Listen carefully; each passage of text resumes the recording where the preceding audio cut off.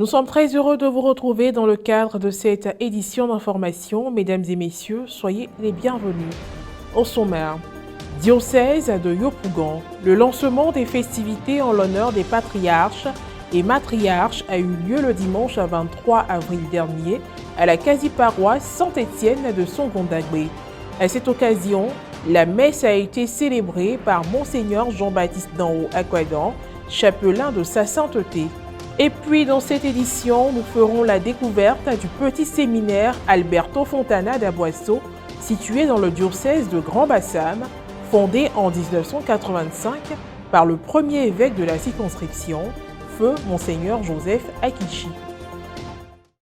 Le dimanche 23 avril dernier, Monseigneur Jean-Baptiste Danho Akwadan, chapelain de sa sainteté, a officié la messe d'action de grâce en l'honneur des patriarches et matriarches à la quasi-paroisse Saint-Étienne de Songondagbe dans le diocèse de Yopougon. Une célébration qui a également marqué le lancement des festivités prévues pour la célébration des personnes du troisième âge. Un reportage de Jean-Yves Essigan et d'Alex Bacobasso. Une messe d'action de grâce en l'honneur des patriarches et matriarches a été célébrée le dimanche 23 avril dernier à la quasi-paroisse Saint-Étienne de Songondagbe dans le diocèse de Yopougon. La cérémonie de lancement de la fête des patriarches et matriarches a été présidée par Monseigneur Jean-Baptiste Danho Akwadan, chapelain de sa sainteté, avec à ses côtés l'administrateur de la quasi-paroisse, le révérend père Habib Tondjoui Danho. Les personnes du troisième âge, les invités et la communauté chrétienne ont répondu à cette initiative noble du pasteur et des responsables de l'Église. Dans son homélie, l'administrateur de la quasi-paroisse Saint-Étienne s'est dit fier de célébrer les grands-parents. Tout en rendant grâce à Dieu, il leur a demandé de faire attention à leur alimentation. Quelle grâce! Ne faut-il pas s'arrêter un instant et puis dire, Seigneur, merci pour cette grâce. Vous devez vous mettre autour de ces patriarches-là pour les célébrer normalement. Parce que c'est eux qui vous ont mis au monde. C'est un devoir. Et moi, je suis venu pour faire de cela un devoir pour vous, vis-à-vis de ces personnes. Et nous allons le faire chaque année. Ça sera une tradition. Parce que le plus souvent, le défunt pour qui on organise ces funérailles est quelqu'un qu'on n'a pas assisté quand il était malade, vivant. Pour se rattraper un peu. Pardon, je ne t'ai pas assisté. Quand tu étais vivant, quand tu étais vivante, pardonne-moi. Je ne vais pas te laisser aussi. Je vais demander la messe là pour toi. 1 mois, 2 mois, 3 mois, 4 mois pour toi, 5 mois pour toi. C'est ce qu'on appelle le 31 grégorien. Cette première édition invite la communauté chrétienne, les autorités, les cadres, les fils et filles de Songondagbe à élargir leur cœur et être sensibles aux souffrances des personnes âgées en leur apportant aide, assistance et protection multiformes. Prenant la parole à cette occasion, M. Osé Bour Aloboué, représentant le ministre-gouverneur du district autonome d'Abidjan, M. Robert Begré-Mambé, a salué cette démarche et a réitéré l'accompagnement et l'engagement du ministre-gouverneur envers les populations. On n'attend pas le dernier jour pour célébrer les pères et les mères, les matriarches et les patriarches. Parce que si on attend ces jours, il est déjà trop tard. À partir de mercredi prochain, 2 glucomètres et puis 4 tensiomètres. Pour que même ceux qui ne sont pas paroissiens de l'église catholique passent ici pour prendre leur taux de glycémie et puis pour prendre leur tension. Allocution du comité de pilotage de cet événement. L'objectif général de cette fête reste la lutte pour augmenter l'espérance de vie en Côte d'Ivoire, avec pour cible l'ensemble des populations de toutes les catégories. Par la suite, le chapelain de sa sainteté a prôné l'unité dans la diversité, invitant la communauté catholique à collaborer avec les autres communautés chrétiennes et confessions religieuses. À partir de cette expérience, cette initiative, dans tous nos villages, les Haris, les protestants, méthodistes, les catholiques pouvaient se substituer à nos traditions pour célébrer nos anciens. Je pense qu'on aurait fait une œuvre utile. Impression au terme de la messe. C'est la première fois que de leur vivant, on honore les matriarches et les patriarches, c'est-à-dire les hommes, les femmes et les hommes d'une certaine génération.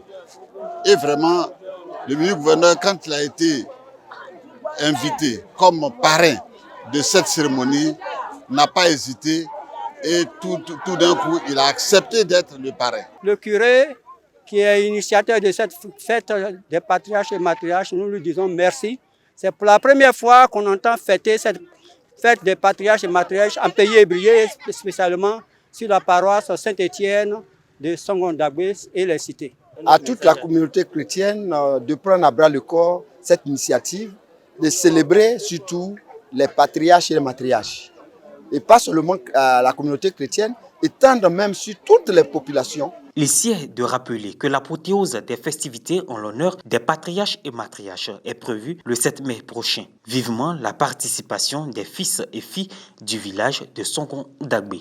Intéressons-nous à un autre sujet à présent. Le petit séminaire Alberto Fontana d'Aboisseau a été fondé en 1985 par Feu Monseigneur Joseph Akichi, premier évêque du diocèse de Grand-Bassam. Depuis sa création, il a vu se succéder plusieurs générations de jeunes désireux de devenir prêtres ou religieux. Un creuset d'informations dans le reportage de Pierre Richemont, commenté par Morel Poti. Je m'appelle Kone Etiasse Joël Wilfried Evans. Bienvenue au petit séminaire Alberto Fontana d'Aboisseau.